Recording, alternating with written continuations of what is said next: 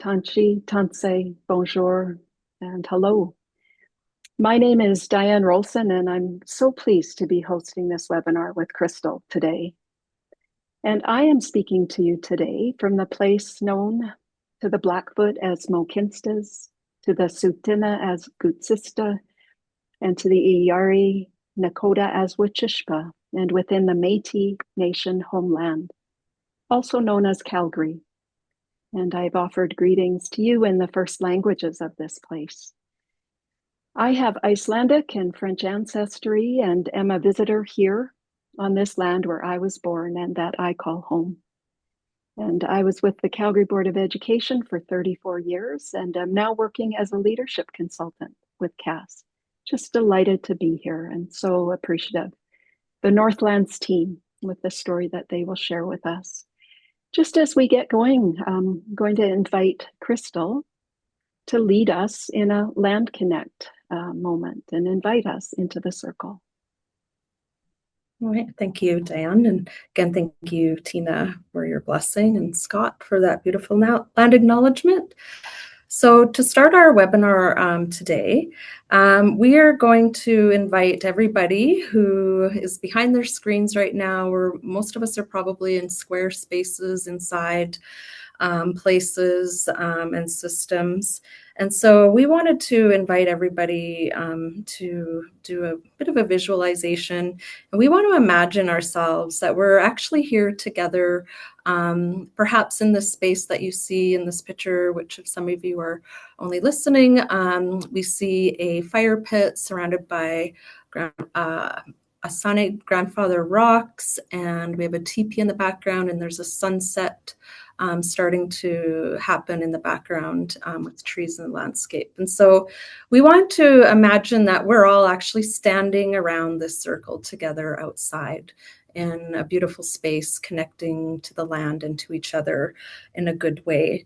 And I think that's very important that we connect as before we get right into things, to our heart, and imagine that you can imagine whoever you'd like to be standing next to, and we're here together in this beautiful space, because I know that we're all working together in a beautiful way to move education forward, to support our students in a good way within an Indigenous framework.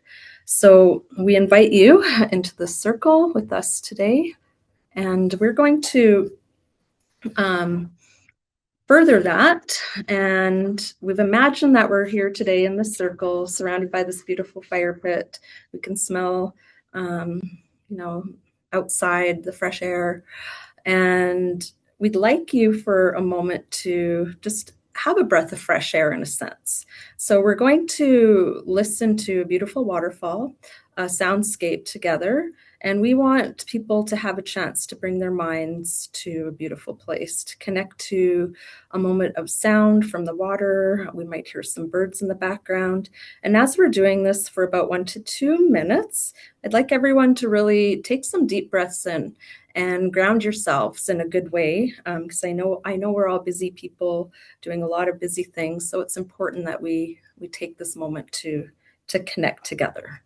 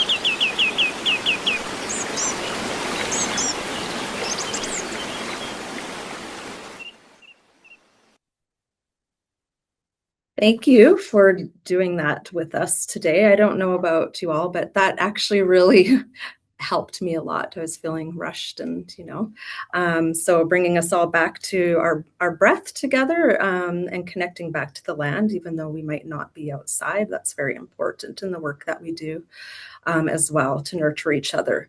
So we're going to take a moment. So participants have a chance to have a waterfall moment. And what that means in the webinar virtual space is everybody at the same time in the chat, you're going to open your chat. And before you press the little arrow send, you're going to write who you are and where you're from.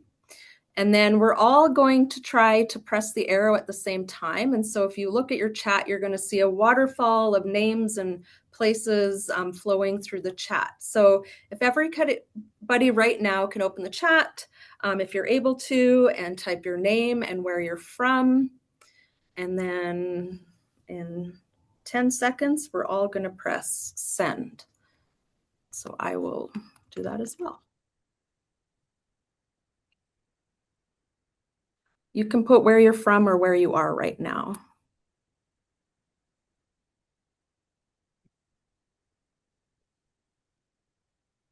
All right.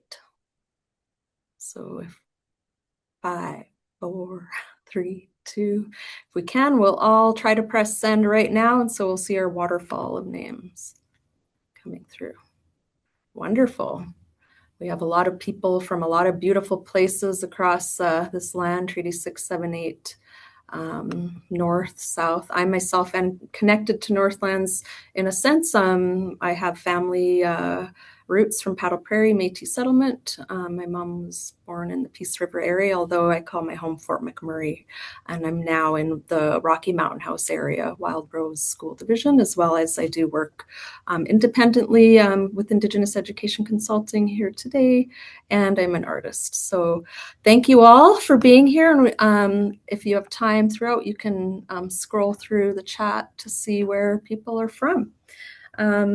But at this point, we're going to move on to the next slide. Thank you all for participating in that moment with me. Yeah, lovely to see where people are from. Thank you. Just very briefly, and I know Rogan is going to put a link in the chat to this document. And so the story of this, the document that you see on the screen, is that in the spring of 2022, the Cass First Nations, Métis, and Inuit Action Committee really began talking together about the role of culture and ceremony at the Cass First Nations, Métis, and Inuit Education Gathering.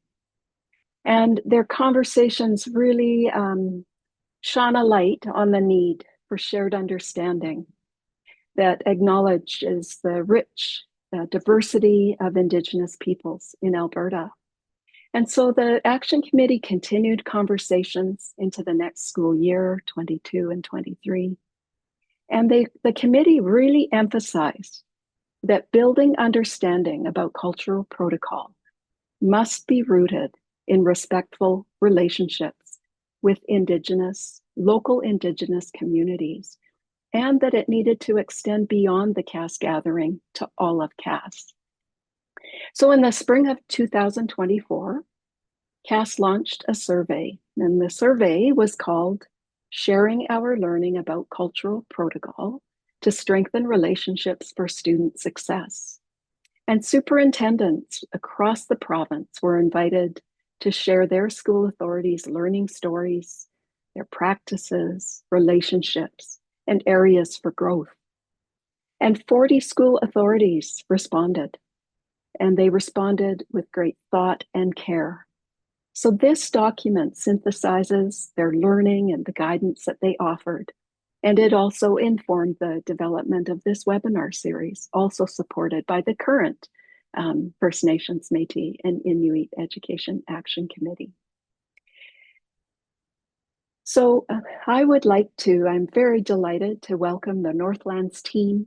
And I know that they have taken a lot of time to consider how to share their story with you. And so I would love to hand it over now to you as a team. Um, thank you.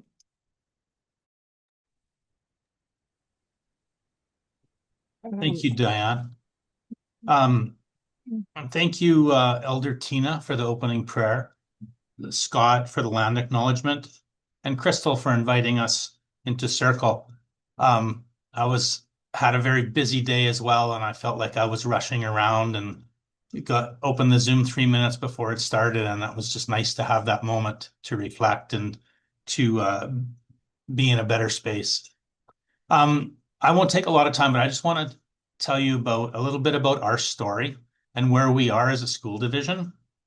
I think that our focus and our goal for what we're trying to achieve was really developed or deepened 2 years ago when we, as a division, decided we were going to go into all of our communities and have conversations with our families, with our elders and knowledge keepers, with our school staff, and with our students to talk to them about what they wanted to see in our community schools versus what was actually happening.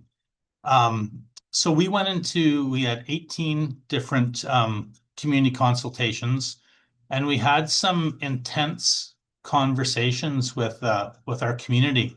And it became very clear that we were missing the boat in what our priorities were.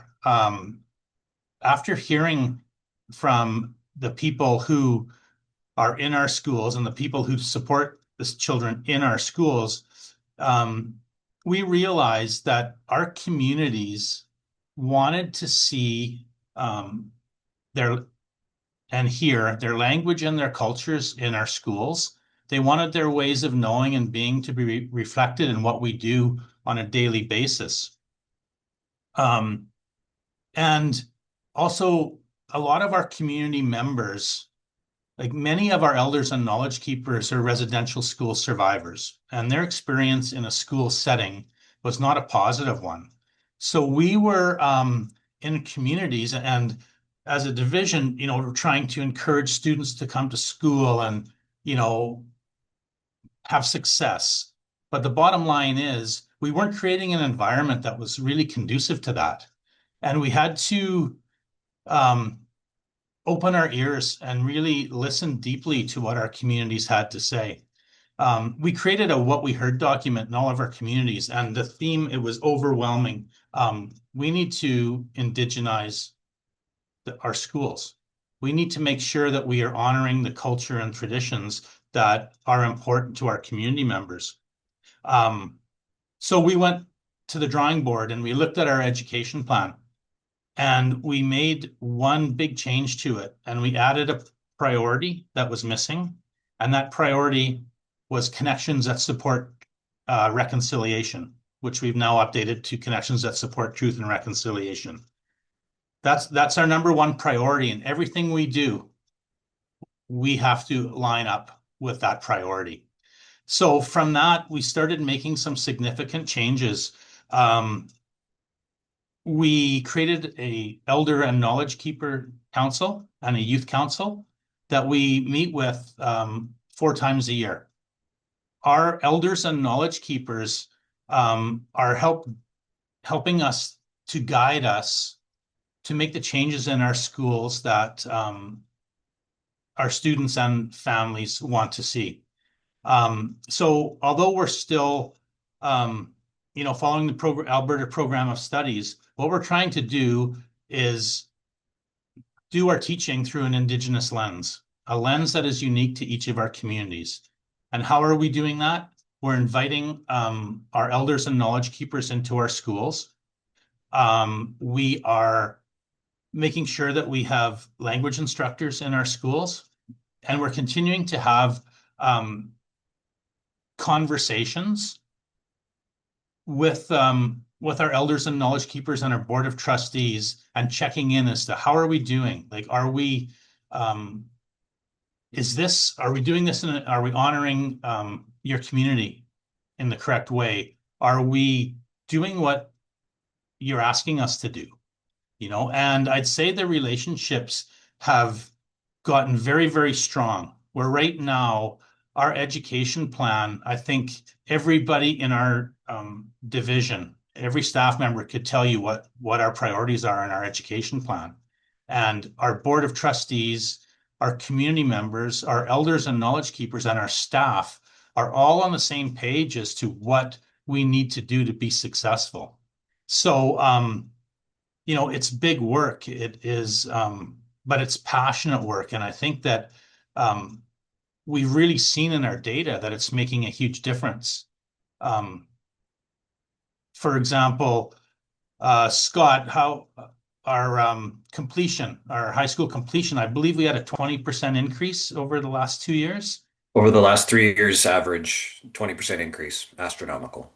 And just some of the results in our AERR are showing that our students are happier, our parents are happier with what we're doing, and it has to do with first of all, we have an amazing First Nation, Métis, and Inuit department that has been tasked to do some major work as far as indigenizing curriculum and developing land-based learning frameworks and things like that. But it's really brought our focus together so we're all on the same page. And I mean, it's really amazing to be part of right now.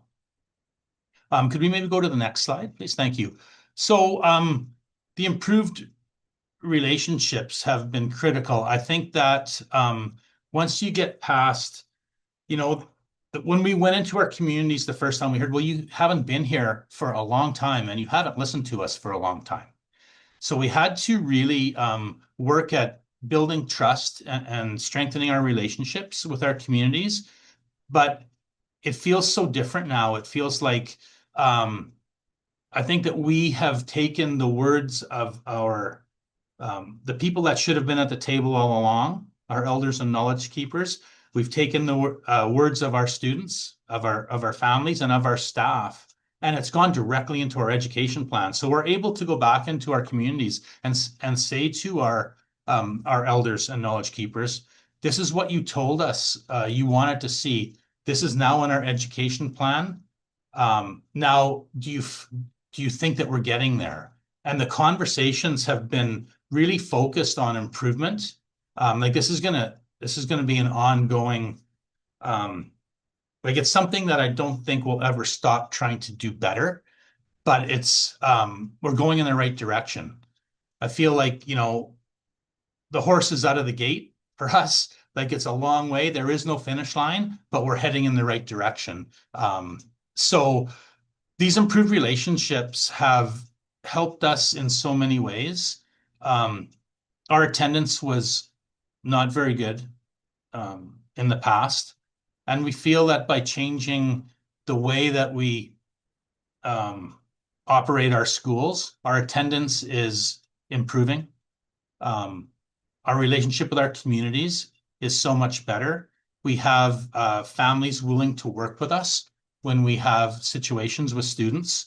And just all of the data is pointing that we've made a good decision here. So what we're doing is things like this. Every time we get an opportunity to ensure that First Nation, Métis, and Inuit education for all students is happening across the province, we try to shout out our story and just say, yes, this is can be challenging work, but this is how we did it. And if we can help in any way, we're certainly open to doing that. Yeah, I think maybe the next slide, please. So where are we now? So 2 years ago, we did community consultations. Then last year we went back in and we had the same conversations just to see kind of where have we gone from point A to point B. And we feel like we have a really good framework for what we want to do in our schools. But now a big challenge is, of course, it's easy to write an education plan and to say these are our priorities, but we have to make sure that it's actually being actioned in our schools. So stole a quote from Del Littke that I heard at a conference, where he stated, "Nothing happens, absolutely nothing happens in education until it happens to kids."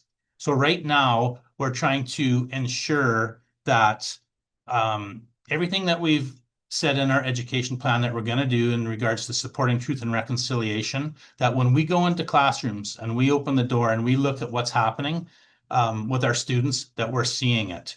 And how are we doing that? Well, we're providing professional learning to all of our staff. We're building resources because, you know, we have a lot of non-Indigenous teachers that are in schools that are 90 to 95% Indigenous, and we're tasking them to indigenize the curriculum. So in order to do that, we have to support them. And like I said, Debbie and her team have just been amazing at giving us the tools we need to be able to make that happen. But it's going to be ongoing work. We're continuing to check in with the people at the table that matter, and we're continuing to take steps forward. Like I've gone into schools and I've seen, you know, our students out on the ice setting nets, cooking traditional foods over an open fire. And when I look at the faces of the students when they're doing that, they're just so joyful. They're in their environment. They're where they should be.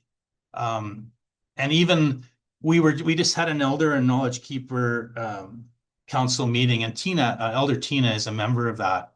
And we did a round of introductions, and a lot of our elders spoke in their traditional language when they were telling their story. And although I couldn't understand very many words, I could see the passion and the change in kind of just the way that they were presenting themselves when they were able to speak in their first language. So we've really taken it very seriously, that we want to be part of language revitalization and making sure that even though we have a lot of non-Indigenous educators in our system, that we are promoting traditional ways of knowing and being, and giving our students what they want to have in their daily schooling. So that's just my little blurb on kind of where we started and where we are right now. We have lots of work to do, but we're really happy with where we are, but we're not satisfied. We're still going forward. So thank you for the opportunity for me to share.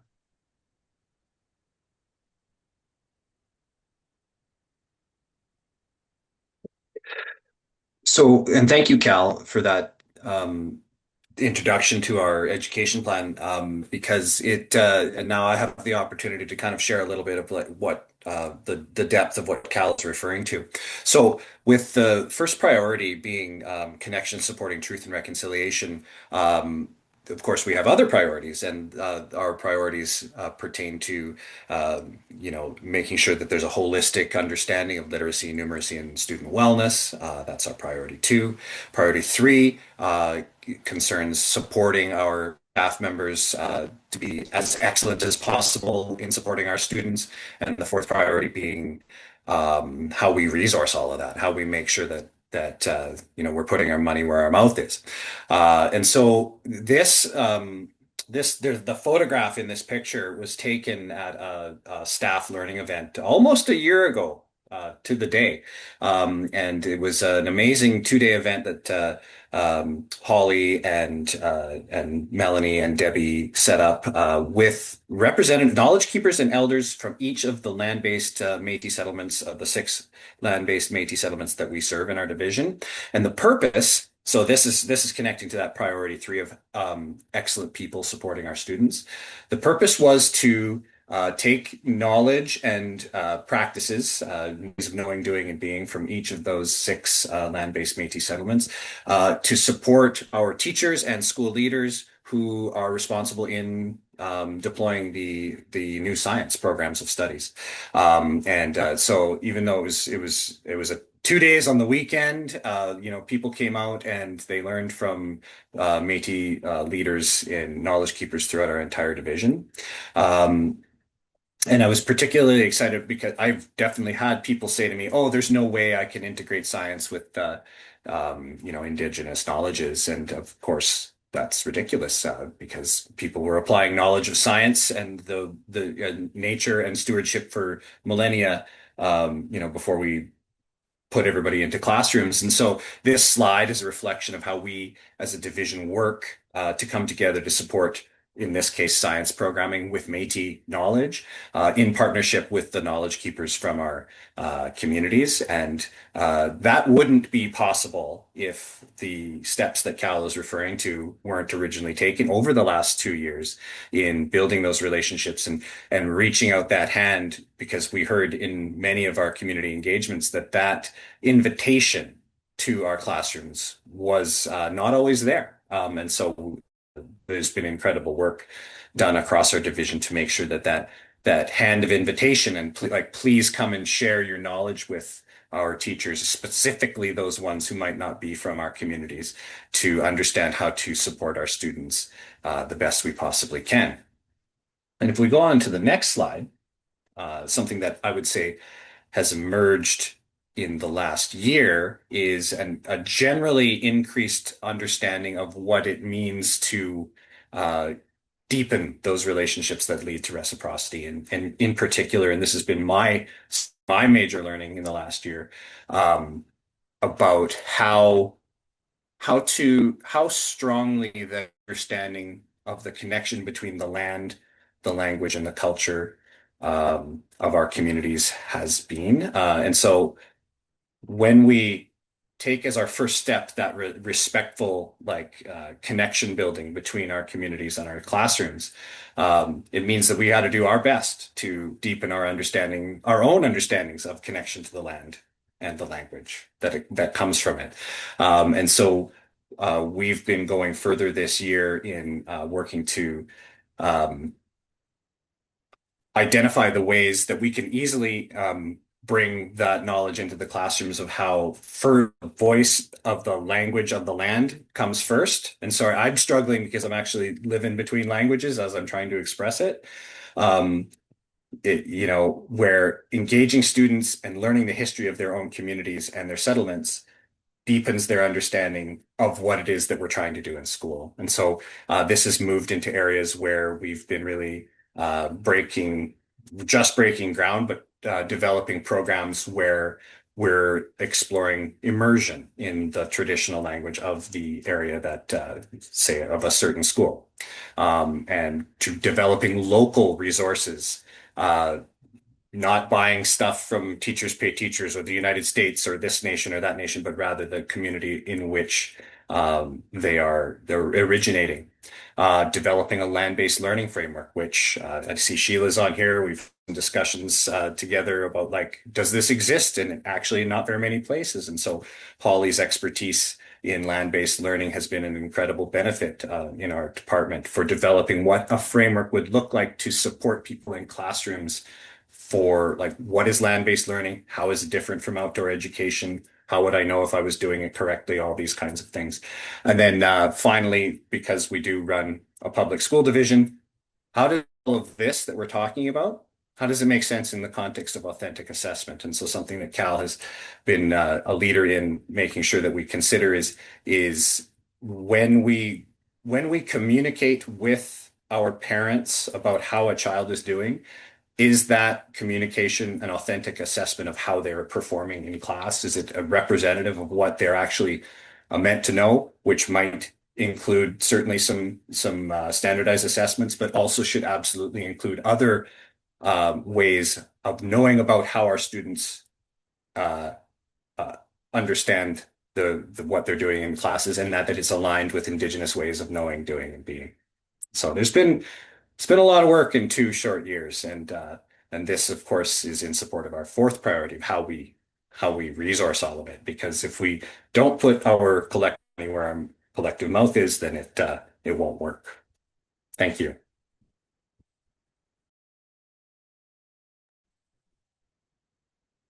Kitatam Skatna Wagakio. So thank you so much for this, and just ensuring that we have this opportunity to really look into what is that difference and what is that perspective in and empowerment. Empowerment is about acknowledging that language carries within it the holistic ways of knowing and doing and being. And so a big part of that becomes our key relationships to invitations, to visiting, to having that conversation with our opportunities of how we can weave that into our work. And a big part of that is also having that opportunity to look at building and increasing that knowledge base for our staff so that our staff recognize that there is some uniqueness in terms of the differences of how we look at land-based learning. And some of that relates to ceremony, some of that relates to tradition. And a big part of that is just having that conversation of being able to engage with that visit. And a big part of what we're doing as part of our this slide is not moving. It's stuck. Okay. A big part of that is just knowing that when we're out and about visiting, that we're collecting and we're bringing back that uniqueness and celebrating the successes of those communities because they've been there since time immemorial and they know Mi'kmaq and they know their way of life. And I think this is what we've heard very loud and clear that Alberta has unique 8 Métis settlements, and out of the 6 of those are part of the sense of belonging, sense of place in Northland.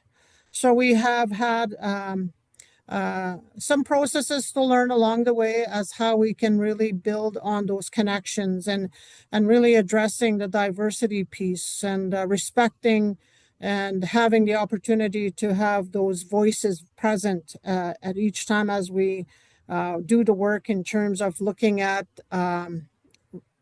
weaving in programs of studies, science, social studies, math, but also at the same time to really authenticate that voice that's going to come through some of the resources. And as Scott mentioned, there's a partnership piece, and that partnership is based on ceremony.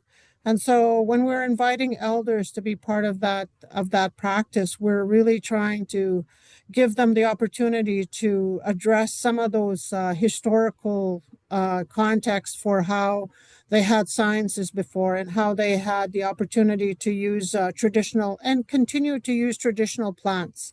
And part of that plant is also recognizing that this is their boundaries, this is their home, this is where they used to harvest a lot of these materials and resources, and also the plants to help with the healing part. So one of those communities is Paddle Prairie, and we know that it's so far up north there, but it's a really beneficial place to learn and understand caring for the land, stewardship, and it brings back some of those traditions of hunting, fishing, and trapping, and it's an important part of life, and it's a way of acknowledging that that gives us the opportunity to listen to that voice. So with that, I invite our speaker tonight, who's going to help us increase those connections and understanding those relationships and those cultural knowledge that exists in Paddle Prairie. So I would like to invite Tina to speak on her behalf and tell us her story at Paddle Prairie. Hello again, everyone. So first of all, my last name doesn't have an E. There's no E at the end of Saint Germain. Just for a quick correction. Anyway, so what we learned, well, we didn't learn anything new from our gathering the other night. Was it last week? Last week. It was last week, yeah. The weeks go by so quickly. But anyway, so the notes here, it's really hard to see, and Melanie office is really dark. There, that's better. Now I can see. So, but yes, we are very far up north, and we are a Métis settlement here in northern Alberta, and we have in our round circle, a lot of stuff came up. How we're connected. Not a lot of stuff. What keeps coming up is our connection to the land, our language, our culture. Everything goes back to our land here in Paddle Prairie, and I'm sure it's the same for the other 5 settlements as well, or any Indigenous community for that matter. And so, and we have a long history of how we're connected to this land, specifically this region. Our ancestors are connected through, to the community of the old community of Carcajou, Fort Vermilion, where Alberta began. Many of us are tied back to that community, and we have a huge land base here in our community. We have the boundaries of the Peace River, the Chinchaga, 27th baseline, 28th baseline. So we have a huge land base. One of the concerns, well, and I know it's a concern for many of us, that our language is being lost. And even for myself, I've lost so much because I don't speak it enough anymore. And there are no Cree speakers left besides a handful of us, and we don't see each other enough to keep it alive. And our elderly elders are passing. We don't have those anymore, and we have a real diverse community, as in when it comes to culture, because, and I speak only for myself, I can't speak for anyone else, because we have a disconnect between culture and spirituality. And I don't know how we're going to bridge that, because we have a huge, I think probably 50% of our community is very religious, for the sake of a better word. And so how do we bridge that between wanting our children to learn their culture when our culture is steeped in traditional ways of say smudging, for example, or not necessarily a colonized religion, for example. And I don't say that to be rude or disrespectful to anybody, but we talk about indigenizing our school, or how we teach our children here, so that they're proud of who they are, where they come from, and they want to learn that, because we have a lot of older students that are, but if we can start with the little ones now, we would eventually have them grow, and they would pass that on. So, and I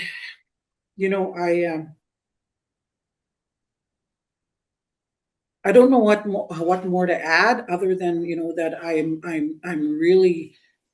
I'm really pleased that Northland is working towards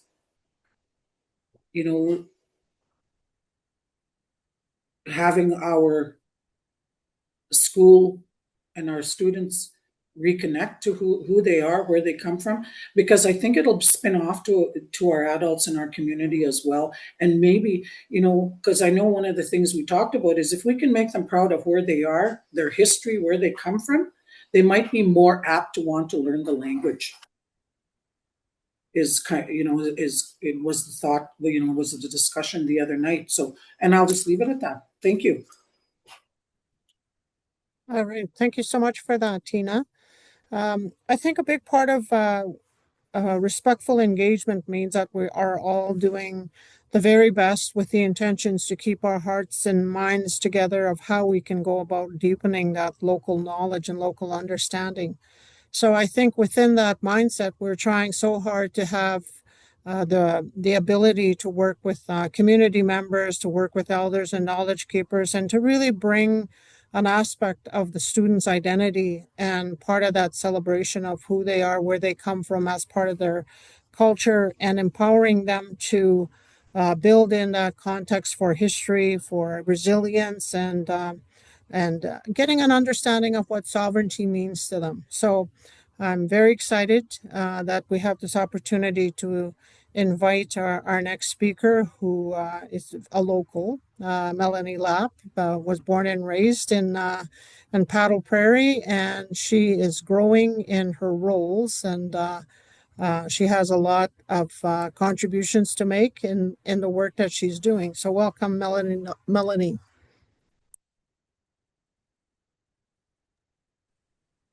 Thank you, Debbie, and thank you, Tina, for sharing. Tansei, I'm really happy to be here and the ability to share my story and my thoughts on, my understandings of, what it means to bring in who we are into the classroom as Métis learners. I am born and raised Paddle Prairie Métis settlement, although I did, leave here and there while my mother went to school for university. This has always been my home.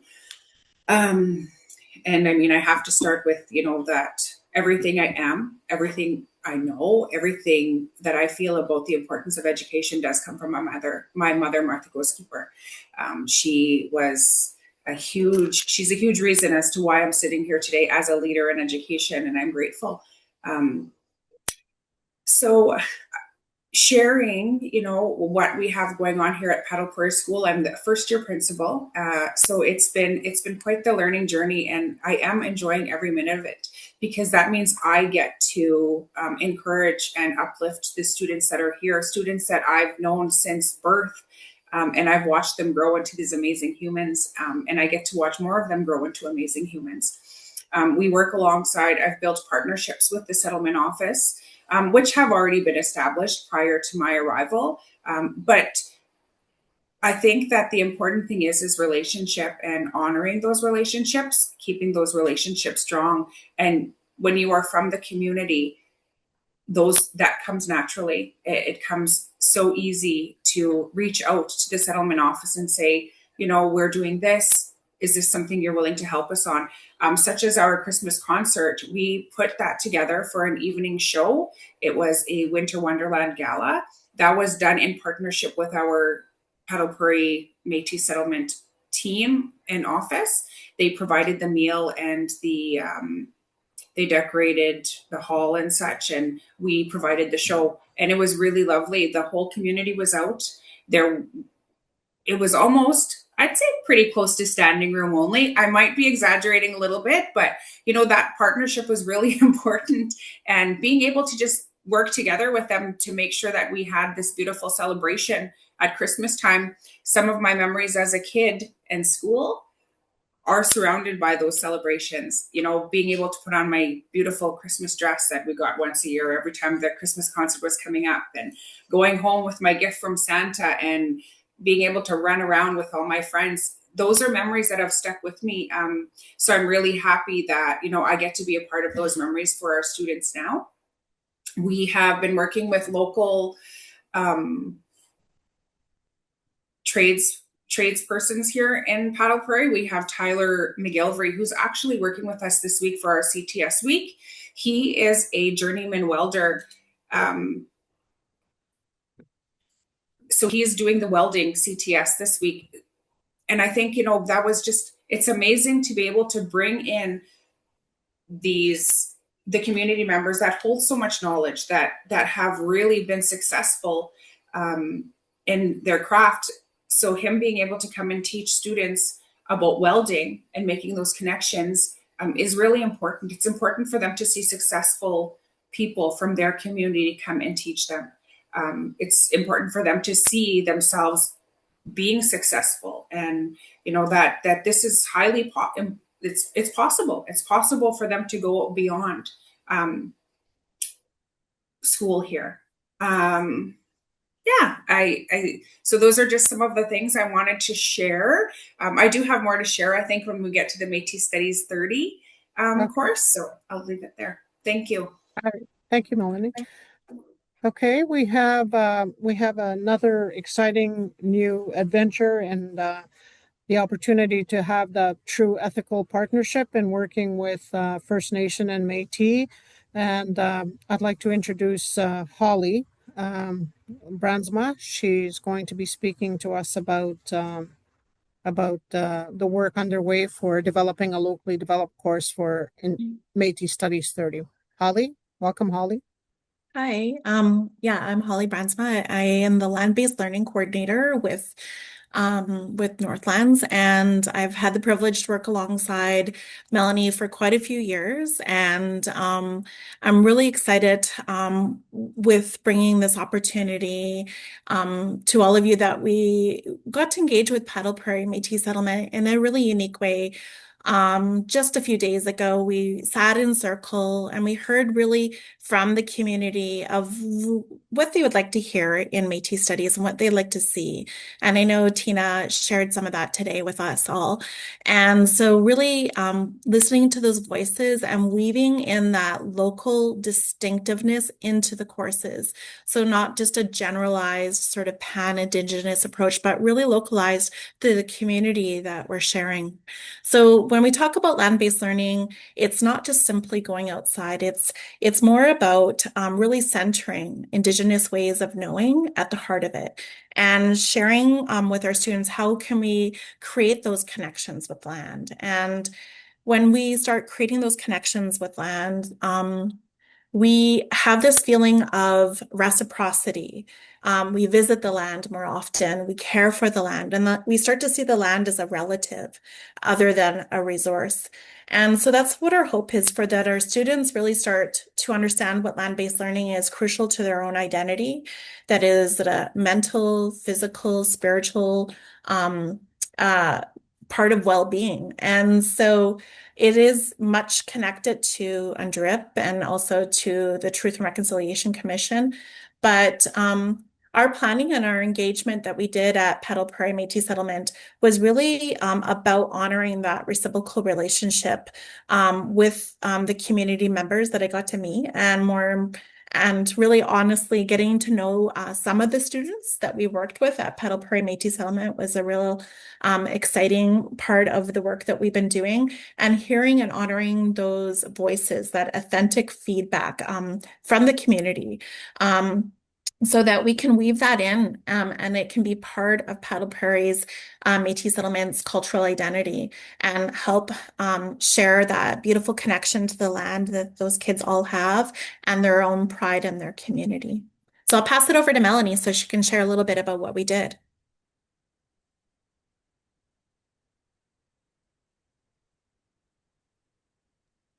Thank you, Holly, so much. So here is a picture of the students that actually took part in our 3-day. It actually turned into a 4-day, just to give them that extra time to work on the assignment that we had them do. So we shared about, what it means to be Métis, our identity here in our community, the government systems that have shaped who we are as Métis people with General Council. We've talked about our connection to elders and how lucky our students are that they don't have to look far for that knowledge. They don't have to look far for those knowledge holders. As we were sitting in class, we talked about the assignment of them interviewing somebody, or who a knowledge holder was for them, or a language carrier, is that they can go to their auntie, their grandma, their cousins. When we think about what we're being taught, as for a lot of Métis kids, that's just how we live. So hunting every fall, working with the family to cut the moose up and prepare it, that is just a part of who we are. That's how we live. So it's hard to think and put that into words. So sharing those things with them was really important. And I have to say, I am extremely proud of every single one of these students, because they really rose to the challenge of representing what it means to be Métis and spending time. I do think that the most important part of this assignment was the fact that they all did sit with a family member of their own and talk to them about their experiences in school, their language, their culture, and what being Métis means to them. I do have on the next slide, we did share a little bit of a testimony for one of the students and shared part of her work. And this is Kalina Martineau. And what she shared was what being Métis means to me is being Métis to me is having a good connection to my community, my culture, and the land I got to grow up on. Growing up on a settlement to me is a privilege because I'm surrounded by my family, culture, traditions, and always a place to call my home. From a young age, I've heard many stories, teachings, and experiences from our elders that I'll be able to pass down to others one day. Being Métis means is honoring where I come from and carrying the knowledge guiding me. Not only that, she was able to share that because she interviewed her mother, her grandmother, Emma Martineau. And it was so neat to hear the stories, but I do want to share one from one of the other students his name is Miles Rowe. And I think that this particular thing is important because you, as an educator, you don't ever think that they're listening to you when you're on your soapbox about the importance of identity and honoring who you are as Métis people. And he said, in conclusion, I believe that your culture and your definition of said culture is completely up to you. Just as my principal says, don't let people tell you what you are, which is why I think it's important that we continue studying our heritage through Métis Studies 30 course so we can know exactly what we are as Métis people. And I think that's important. And you know what? I didn't even bribe him. When I got to look at these assignments that they all put together, I was brought to tears because these are conversations we had in the class. And even in passing, one of the kids shared, I'm sorry, we have somebody at the door.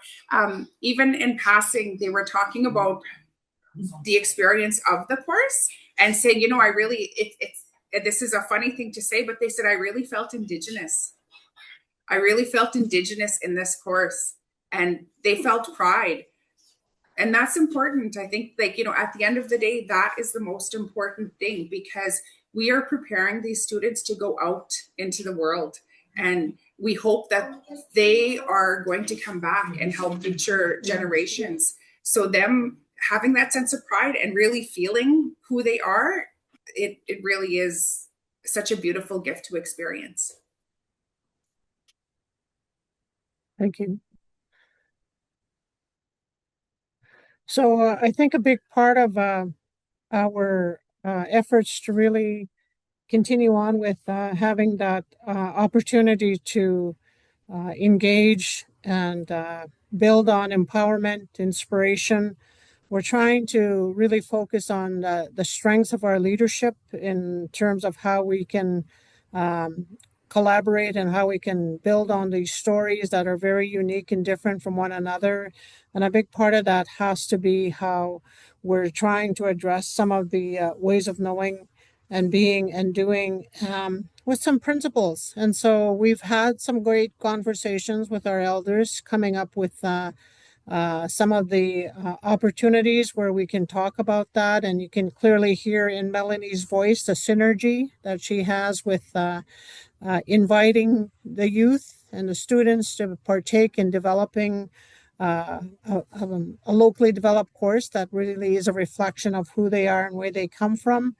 But I think the other part is also knowing the challenges that we're faced with it and trying to have that deeper understanding of ceremony and spirituality and having that connection of respect to the diversity of religion and having a deeper knowledge of how we can bring that experience through land with a holistic way of looking at respect, reciprocity, looking at responsibility, but also the reverence. The reverence part is very important as part of how we take into acknowledgement, how we learn through observation or we learn through an act that we hardly seldom use in the classroom, which is active listening. And so I think that's really important that we get to deepen our understanding of what really is that lived experience. And for years, we've been saying lifelong learning. But at the same time, when you speak with every elder, they'll go into the cultural context of deepening an understanding that brings out that intellect that's in the language, that this is the way we've been, and this is the way that we will always be. And so I think another part that really is about language revitalization is really building in that deeper understanding of what oral tradition, um, passing from generation to generation, really means to the responsibility that our students have for carrying out that land, history, culture, traditional way. So in Northland, we build a lot of partnerships and responsibility in terms of how we want to model that role modeling. And a big part of that is really engaging in ceremony and listening. As Cal mentioned, how important it is that even myself, I come from Treaty 10. I think that I'm a good Sagawi, who speaks good Cree, but when I got into the Wabasca area, I was corrected, which is okay because there's differences in dialect. And I think that's one of the ways that we can celebrate that there is some commonness, but there's also some differences in the way that we build in that. And so I think we're trying to distinguish that importance of. I know I had a project when I was a principal at St. Teresa, and this was the first time ever that we really dove into experiential learning, and we created a facility where we could have those people who are experiencing still the trauma of what has happened with the legacy of residential school. And so they are still not quite comfortable coming into the school. So we had to make an extension of that, and that experiential learning place became that play space. And we built a simple gazebo. And that place became a gathering spot.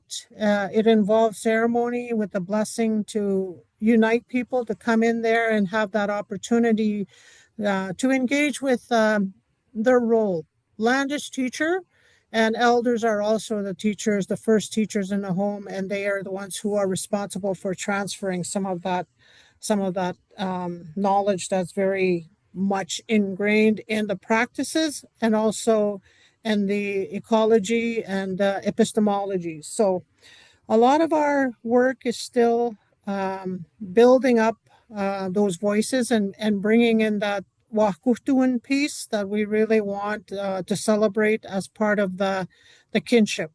We really are acknowledging that we are turning that opportunity for all staff to have that opportunity to learn that through the standards, LQS, the leadership quality standards, and also the opportunity to really immerse teachers in language and culture and land. And so we're having that opportunity to bring them forward in terms of having that relationship building happening in some of these communities. So we're really looking at localizing the history, the culture, the tradition, the worldview. So very exciting where we're at right now. And it's always a pleasure. So with our forwarding message to you as guiding medicine, we want you to think about what you've heard from us here today, and we invite you with a thought.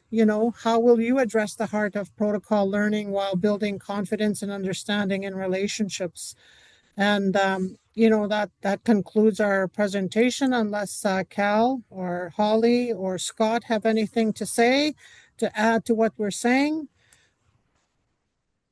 No, I just want to thank everybody for listening to our story, Debbie, and just to also say, we're happy to share, our thoughts and support anybody who's maybe trying to go down a similar road, and to make sure that we are, it's our responsibility to meet the calls to action and truth and reconciliation. That's part of what, as educators, we're obliged to do. And if we're going to do it, we should be doing a really good job of it, because, there was a lot of hurt that happened in education historically, and I think that we need to be part of the change that that starts to rise some of our people up that were part of that. And if we can help in any way, I just want, we're here to support. Very good. Thank you. So with that said, kita tamskat na kita tamskat nan. So we're very grateful for listening to us, and thank you so much for giving us your attention. Diane? Well, ginnanas kompten.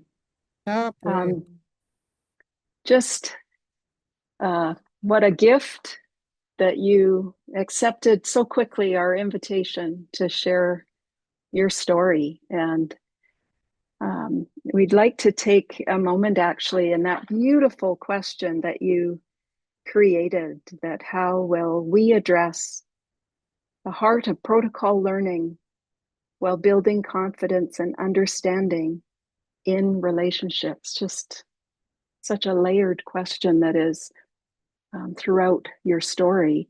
And so what we'd like to do is have a closing waterfall and just invite each of us to share something in the chat, and you can press send when you're ready.